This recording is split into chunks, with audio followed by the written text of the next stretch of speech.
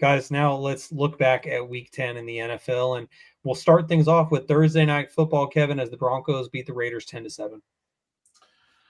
You know, for those of you that follow us on social media, Toddy said this team is the best team in the world. And just like Caleb Williams, 8-2, top of the division. They've beaten Cam Ward, Joe Flacco, Tyrod Taylor, Jackson Dart, Dak Prescott, CJ Stroud, and Geno Smith. So you Some know good what? quarterbacks on that list, Kev. Yeah, I guess so. They were down 33-0 to the Giants. They were down 24-0 to us. They were to come back. So, I mean, hey, they won those games. But I think Toddy's the only person in the world that holds them up to that caliber. But, hell of a game. They're able to get a dub. And it's not easy to win the NFL. So, shout out to Bo Nix. You were able to beat the Raiders by 3 points. Congratulations. He did not play good in that game. Well, Jaevon, this next game breaks my heart to talk about, but the Rams beat the 49ers 42-26 at Levi Stadium. And before I get your analysis on this game, I'll point out the comment from @LilJonesy on Instagram says, "Go Rams." And so what are your thoughts on quite literally a beatdown, as it was said in our group chat? They put belt ass on us. There's not really. I'm in a Niner group chat, and I just kept saying hot butter through a knife. That defense just running through us like hot butter in a knife. They did whatever they had their way. It's kind of hard when your defense is missing a lot of key players. You got an ACL here, ACL there, broken foot here. It's hard to replace those guys. And at some point in time, people are going to figure out, like, hey, they're missing this guy, this year. Let's just run right at him. Kyron Williams had his way. Matthew Stafford is one of the best MVP. Like, he's probably, I think he's leading. You think he's favored to win MVP currently. But he's playing lights out as far as just this year as a whole. He's just one of the best quarterbacks in the league. I wouldn't be surprised if he wins it this year. But even in the last game, he freaking balled out. Almost had 400 yards, like 5 touchdowns.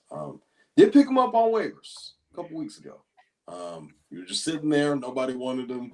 I was like, Matthew Stafford's a good quarterback. I'm starving for him. Why don't I pick this guy up?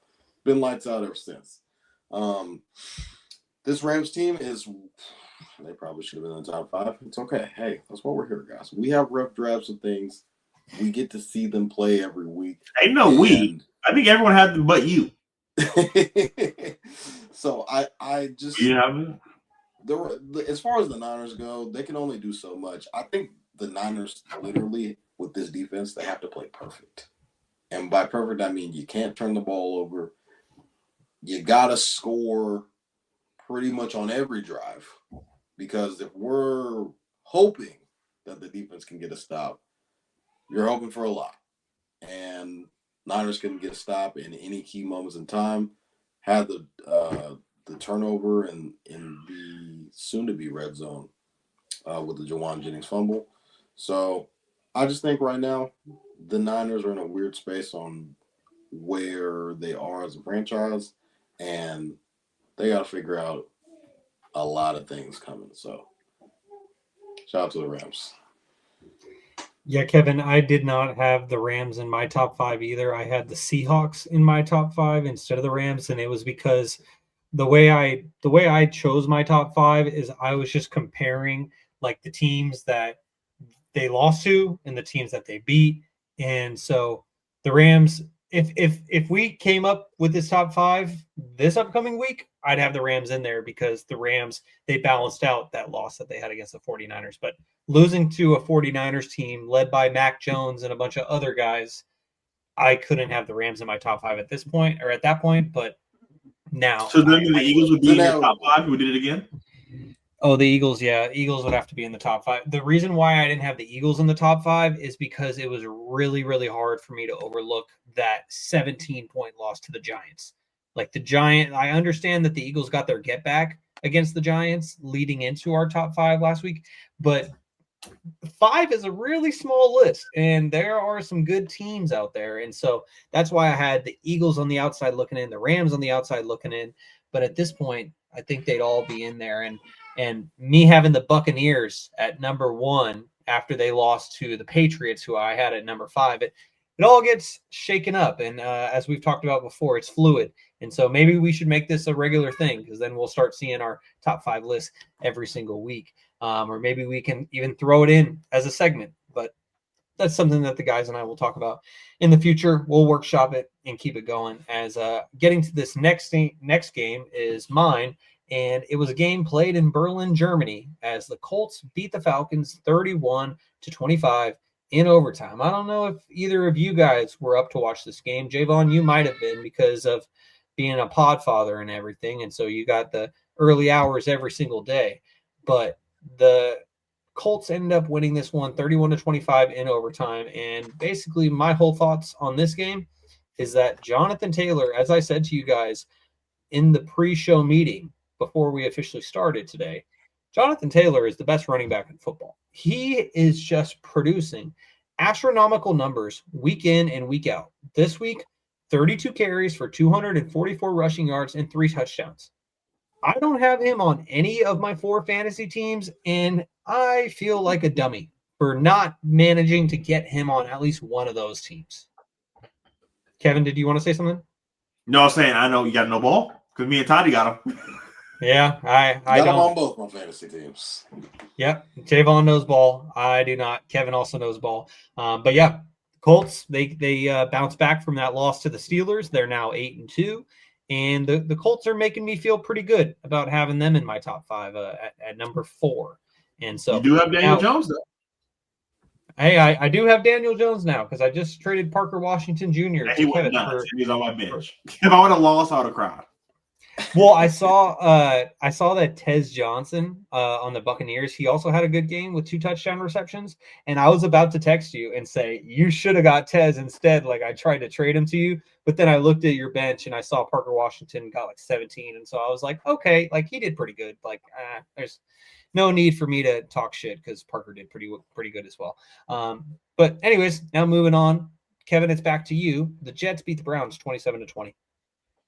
God damn. This game was hard to watch. It got to a point where the offense wasn't on the field for like 20 minutes for the Jets. Kick return touchdown, punt return touchdown. I was like, you know what, Garrett, just sit down. They got you back. Dylan Gabriel is going to do Dylan Gabriel things. As a New York Jets to get their second win on the season, maybe third, I believe, second or third. Hell yeah, you beat the Browns. I was honestly hoping we got a Shador Sanders sighting, second win. But Dylan Gabriel was throwing the ball in the dirt. Jerry Jeudy came back to life. I'm in 4 fantasy leagues, and he's dropped on every league. So just to see how far the mighty have fallen, he had a run last year. But Breece Hall, after all the news, all that young 2020 draft class with him and or Garrett and Sauce gets traded, Quinnen gets traded. Him and Garrett are looking around like, are we getting traded? And for those to be the 2 foundational pieces of this offense, Garrett Wilson is still battling back from injury, but Breece Hall, man, showing why he deserves to get all those touches. So I'm happy to see him there, and I'm happy he didn't end up on the Chiefs. Yeah, and before we get to this next game, Jaevon, I wanted to highlight a YouTube comment from our friend Rakeem, who says, "What's up, my guys? We appreciate you, Rakeem. Thanks for tuning in."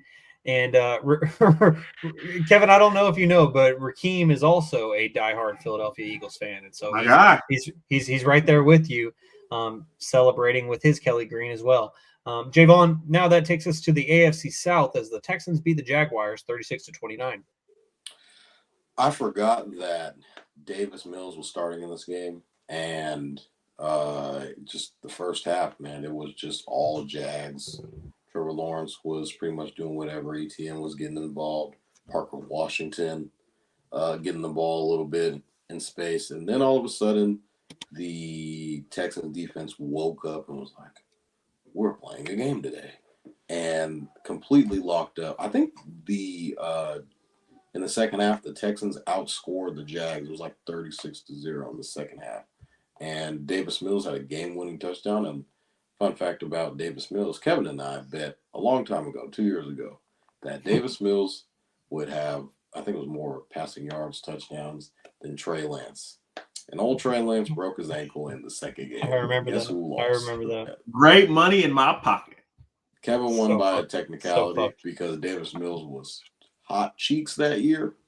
But because Trey Lance shattered his ankle, he was physically unable to perform the rest of the year, and I lost money. So, congrats to the Jets and not the Jets. Congrats to the Texans. Are the Texans live to sneak into the playoffs? Maybe. I don't know. I think their defense is really good. TJ Stroud's coming back. Maybe they can make a little bit of noise. I feel like the AFC is kind of wide open on who can and can't make the playoffs. But I do think for this particular division, you gotta win the division to get in.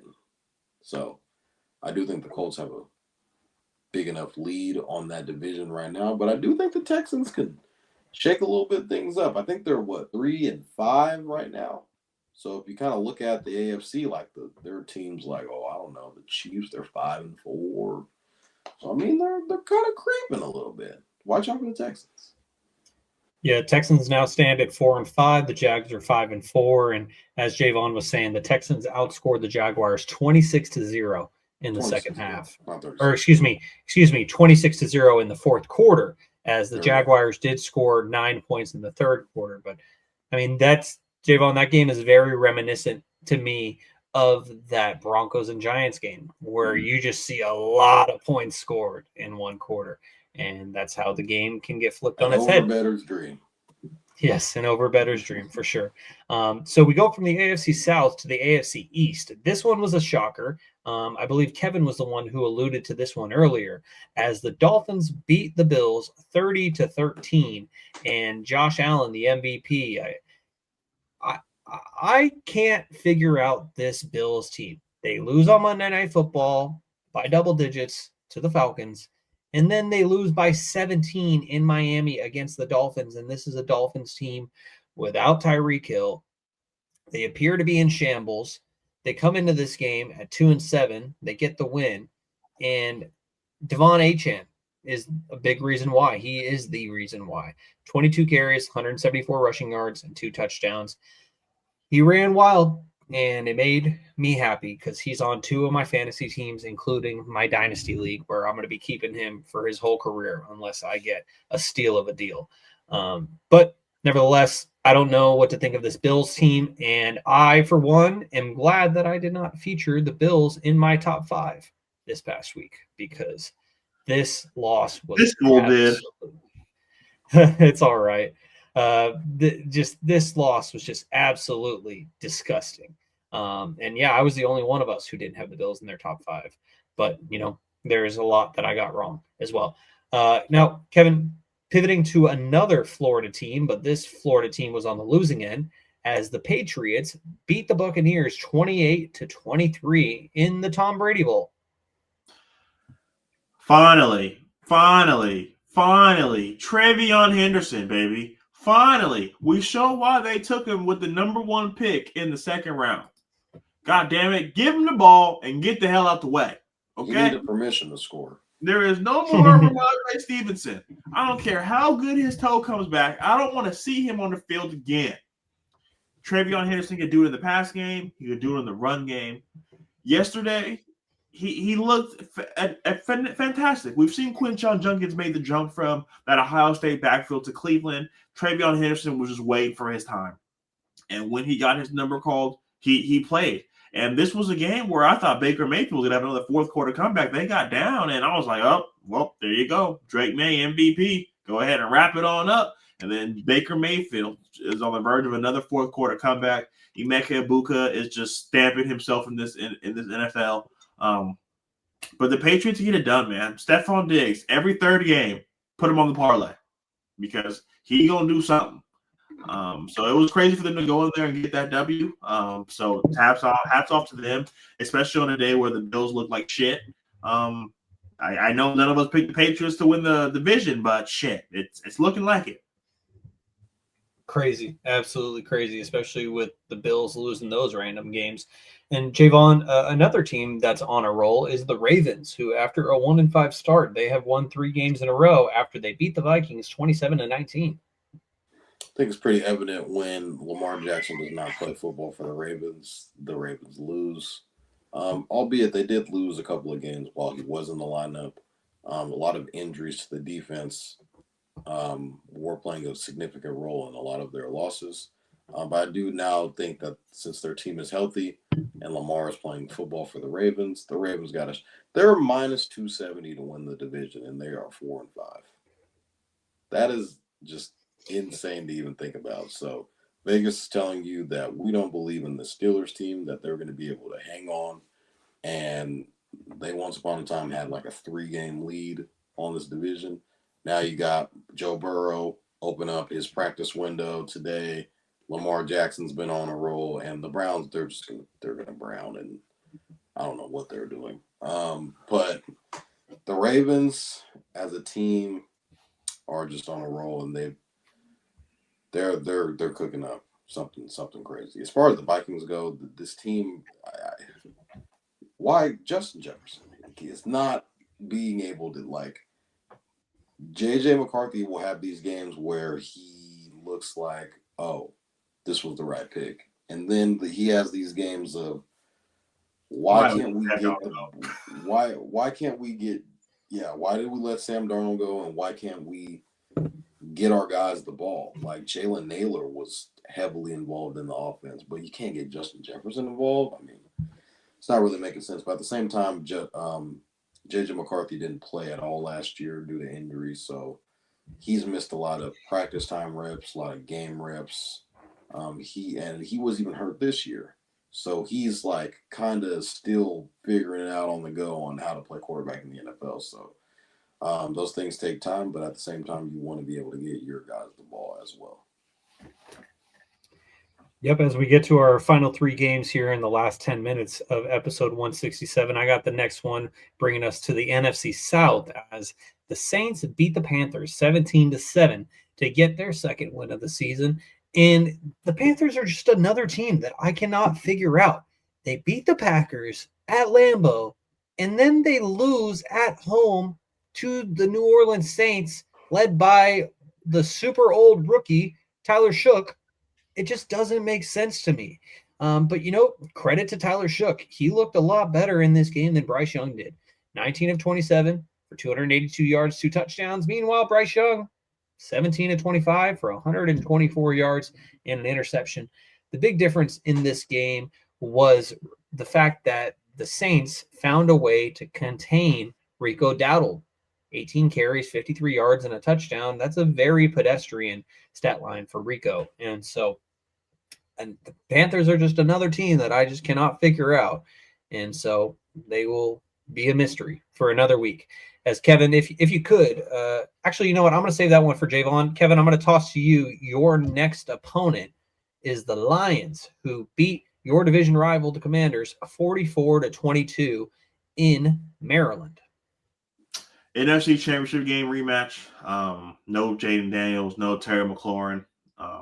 Belt to ass. Simple as that. They cover the over by themselves.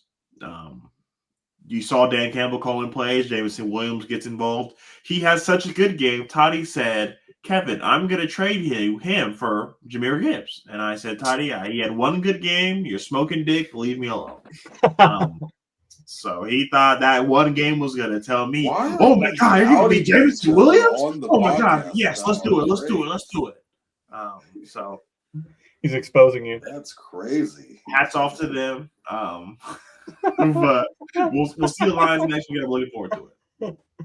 Oh my God, you just embarrassed Toddy right there by he embarrassed him. He should be embarrassed. That's what I felt. I thought it was a joke. I thought he was going to send it to me and I would pay me $100. I'd be like, all right, now it makes sense. You're trading me $100 versus James Hill.